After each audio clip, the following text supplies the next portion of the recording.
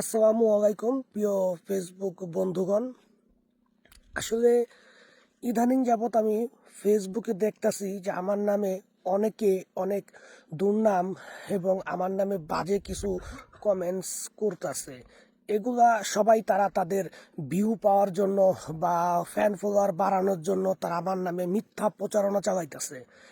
আপনাদেরকে কিছু পয়েন্ট বলি, সেই পয়েন্ট অনুযায়ী আপনারা বুঝতে পারবেন। ওখানে একজন আছে কি মেহেদি করে নাম।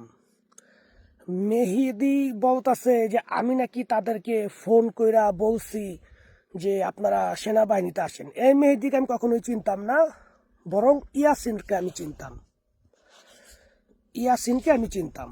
কারণ ওই ইয়াসিন আমাকে এই সেনাবাহিনীতে যোগ দেওয়ার ক্ষেত্রে ওর নিজের মোবাইল দিয়ে আবেদন করছিল।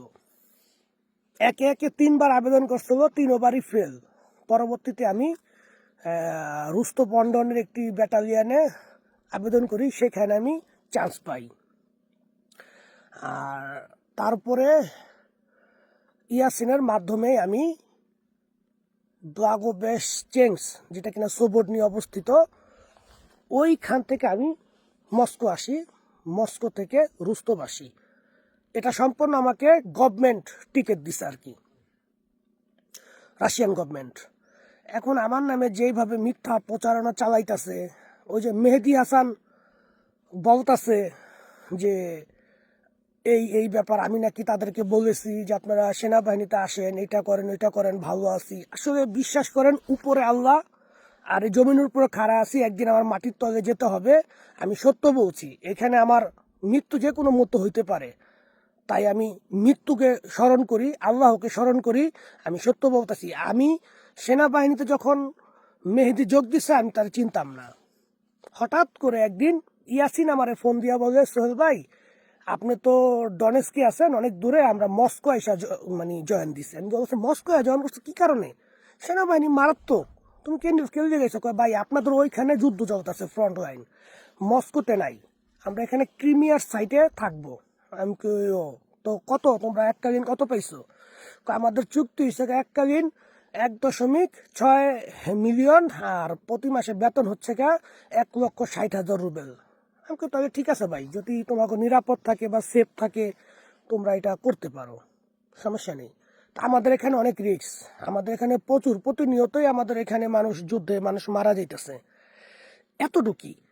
তার 10 দিন পর ফোন দিল আমার ইয়াসিন, ভাই আমাকে তো ট্রেনিং অল্প করাইছে। আমি কেন? আমাদেরকে লেবার পোস্টে কাজ করাইব।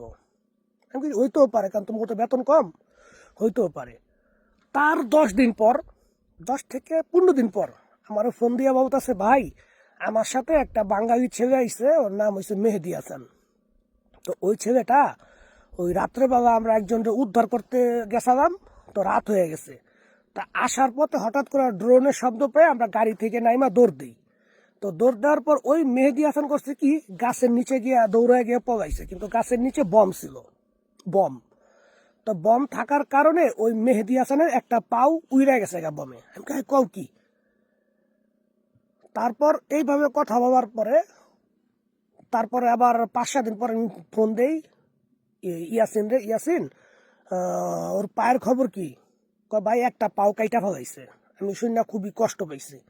পর আমি এক কাজ করো, তুমি মেহেদির নাম্বারটা দিও, ছেলেটার সাথে কথা কমনে, আর অনেক সুযোগ সুবিধা আছে, যদি কোনো মানুষ ক্ষতিগ্রস্ত হয় তারা এই সুযোগ সুবিধার মধ্যে প্রাপ্য, তুমি তার নাম্বার দিও, আমি তার সাথে কথা কমু।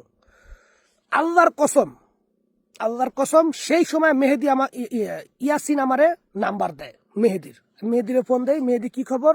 সে তো কান্নাকাটি করে অস্থির, ভাই আপনার নাম শুনছি, আপনি আমি দেখি নাই কে ভাই, আমার তো ভাই ক্ষতি হয়ে গেছে, আমার জীবন তো শেষ হয়ে গেছে, আমার একটা পাও নাই, আমার জীবনের কি হইব? পরে আমি তারা বললাম, ভাই দুর্ঘটনা এমন একটা জিনিস কখনো কয়ে আসে না, যেহেতু হয়ে গেছে তুমি মেডিকেল করো, তারা হালকা পাও লাগাই দিব, এবং তোমার এটার জন্য তুমি ক্ষতিপূরণ না নিয়া তুমি বাংলাদেশে যাইবা না। আমি আরো তারে বলছি এসব কথাবার্তা। সেই কুত্তার বাচ্চা করছে কি, সেই মেডিকেলের মধ্যে প্রায় 3 মাস থাকার পরে এক মেডিকেলের এক মহিলারে খারাপ প্রস্তাব দেয়। ওই কুত্তার বাচ্চার ফেসবুকে যান, ফেসবুকে গিয়া একটা বার দেখেন ওর চরিত্র কতটুকু ভালো। ফেসবুকে যখন একটা মেয়ের খারাপ প্রস্তাব দেয়, তখন ওই মেয়ে হচ্ছে সেনাবাহিনীর একজন সদস্য। মানে মেডিকেল জগতে কাজ করে। তখন করছে কি, ওই মহিলা গিয়া বলছে কার কাছে, ক্যাপ্টেনের কাছে।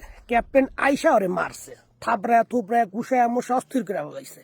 পরে আমি আবার ফোন দিছি, কয় ভাই আমার তো মারছে, ওই মহিলার সাথে আমার একটা ভালো সুসম্পর্ক, তাই কথা বলছি, তুমি আমার কথা বুঝে নাই, সে উল্টা পাল্টা কথা বুঝা ফেলাইছে, যার কারণে আমার মারছে। আমি খবরদার তুমি ভাইবো না যে এইটা মেডিকেলের বাহিরের মানুষ থাকে, এটি সব সেনাবাহিনীর মানুষ। পরে আচ্ছা ভাই বুঝছি। তার প্রায় 1 মাস পরে ফোন দিছি, কয় ভাই আমার তো চিকিৎসা করে না ঠিক মতন, তাই আমি বের হয়ে গেছি। আমি কি কও কি, আমি দেশে চলে যাবো। আমি যাও, যদি তোমার এরকম সুযোগ থাকে তুমি দেশে চলে যাও। আমি আর ভালো সুযোগ মানে ওর অপরচুনিটি দিচ্ছে, কারণ যেহেতু আমি আছি একটা যুদ্ধের মধ্যে, আমি বাস্তবতা দেখতেছি। আর একটা মানুষ যত ভালো থাকে, ও আমার রক্তের কিছু না, ওর আমি চিনি না জানি না, ওর দৃষ্টি কই সেটাও যায় না, তো ভালো থাকলে ওর জন্য বেটার। তখন আর কি আমি ওরে বলছি ওকে সমস্যা নেই। তারপর একদিন হঠাৎ করে আইসা আমার ফেসবুক আইসা খারাপ মন্তব্য করে। তখন ওরে আমি 2-3টা ওর ফেসবুকে গিয়ে আমি ওরে বলছি যে তুমি তো সেনাবাহিনীতে মাত্র 10 দিন কাজ করছো, মাত্র 10 দিন, তো তুমি এত ভিডিও কিভাবে রাখো, তারপর তোমার কাছে ওকি টকি আছে, তুমি কথা বলো কিভাবে? এই কথাটা বললাম কেন, এই জন্যই আমার নামে উল্টা পাল্টা কথা বলে ওই ইয়াসিনের মার কাছে ফোন করে আজে বাজে কথা বুঝাইছে। বোঝানোর পরে উনি সরল সোজা মানুষ। আমি আপনাদেরকে ওর মার নাম্বারটা দিব, ফেসবুকে আপনারা তারে ফোন দিবেন। তারপর ওর মারে উল্টা পাল্টা বোঝানোর পর ওর মার কাছ থেকে ভয়েস নিয়ে রেকর্ড নিয়ে করছে কি আইসা, এই যে ফেসবুকে চালাইছে, ওরে সাহায্য করছে কে, রাজনন্দা গো। তো রাজনন্দা গো তার আমি চিনি না, কখনো দেখিও নাই। সেই কথাগুলো সত্য বলছে যে আমি সিনোপেক কোম্পানিতে ছিলাম এবং সর্বপ্রথম আসছি, এই কথাটা সত্য। কিন্তু আমি তার ব্যবস্থা গ্রহণ করব। মস্কোতে গেলে আমি তার নামে মামলা দিব, এবং এই সত্যতা প্রমাণ দিতে না পারলে তাকে এই দেশে জেল খাটানোর জন্য আমি আবেদন করব, কারণ সে আমার মান সম্মান নষ্ট করতেছে। ওকে, এই পর্যন্তই। বাকিটা আমি ওই ইয়াসিনের মার নাম্বার দিব, আপনারা নিজেরা ফোন দিবেন এবং যোগাযোগ করে জানতে পারবেন যে আসলে আমি সত্য না মিথ্যা। Bye bye.